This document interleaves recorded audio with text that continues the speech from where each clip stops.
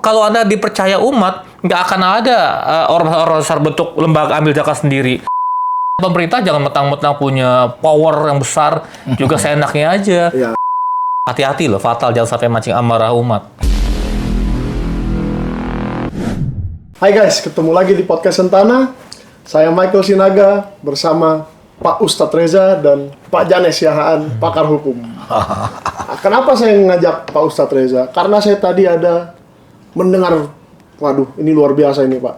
Masa kepala Basnas ini, kepala Badan Zakat, mengizinkan loh. Mengizinkan bahwa uang zakat itu boleh buat makan bergizi gratis. Padahal saya kira itu hanya guyonannya ketua DPD aja kemarin. Dia kan silakan aja punya usul, punya apa. Tapi kayaknya ini serius, Pak.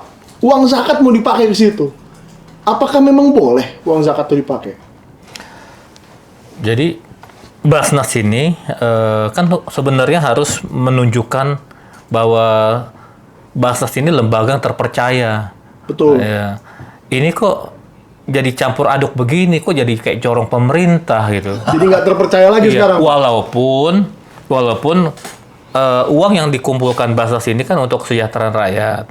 Tapi enak dong pemerintah bisa comot sana, comot sini, mentang-mentang dia punya power. Sama seperti kasus duit haji dipakai buat program ini, mentang-mentang haji, masyarakat kita sabar, bisa nunggu puluhan tahun. Kita mendingan Anda kalau nggak mampu, ngutang aja ke luar negeri. Apa di luar negeri Anda udah nggak dipercaya, nggak bisa ngutang gitu. Jangan ngacak-ngacak duit umat. Betul. Anda ini udah krisis kepercayaan. Buktinya apa? Kalau Anda dipercaya umat, nggak akan ada ormas-ormas besar bentuk lembaga ambil zakat sendiri. Bahkan ormas kecil Muhammadiyah ya? Iya, itu lebih besar. Dan Anda lihat dong, ini bukan hoax. Lihat tiap tahun menurun jumlah zakat itu ya? Iya, yang mereka membayar lewat Basnas. Nah, jangan blunder lagi kayak begini gitu. Makin lama makin turun dong, Pak. Kan Anda punya program sendiri. Betul. Program sendiri. Kenapa mesti comot sana, comot sini? Jangan pemerintah jangan mentang-mentang punya power yang besar, juga seenaknya aja. Ya. Berarti Bapak nggak setuju Kalau ya? darurat tuh bil mahdurat, darurat membolehkan, tidak boleh emergensi. Ya minimal musyawarah dulu, sosialisasi dulu, jangan tiba-tiba ada stand begini. Aduh, ini belum hitungan setahun, jangan bikin blunder. Udah lebih gentle. Kayak masyarakat Jepang, pemimpin aja punya kesalahan kecil berani mundur. Kalau pemimpinnya nggak berani mundur, minimal programnya di stop, udah pasti diterima kok. Bangsa kita bangsa yang berjiwa besar dan pemaaf. Berarti memang nggak boleh ya sebenarnya, janganlah dipakai buat itu kalau bukan keadaan darurat kira-kira gitu. Nah, saya pengen pendapatnya Pak Janes nih.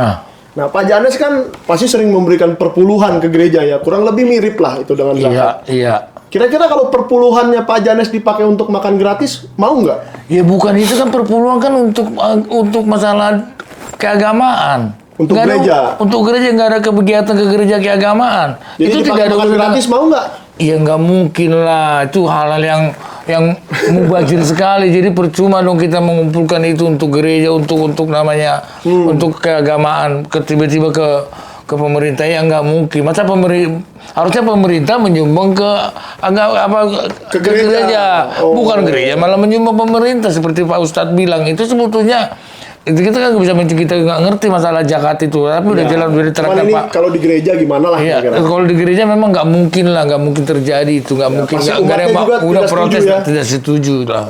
Jangan tumpang tindih dan jangan bikin rancu. Umpama Pak Janes ini dia punya kampus, saya punya TK. Nah, uang kas ini buat beli perosotan, buat beli ayunan. Betul. Masa masih diambil juga? sama kampusnya Pak Janes ya? Dan peruntukannya beda. Peruntukannya ini untuk laboratorium yang lebih besar. Jangan ngacak-ngacak dapur orang. Betul. Ini saya setuju sekali nih. Jadi memang pemerintah ini harus melihat ya, dana apa dipakai untuk apa, dan jangan terlalu banyak dicampur-campur lah, digado-gadoin. Hati-hati loh, fatal, jangan sampai mancing amarah umat.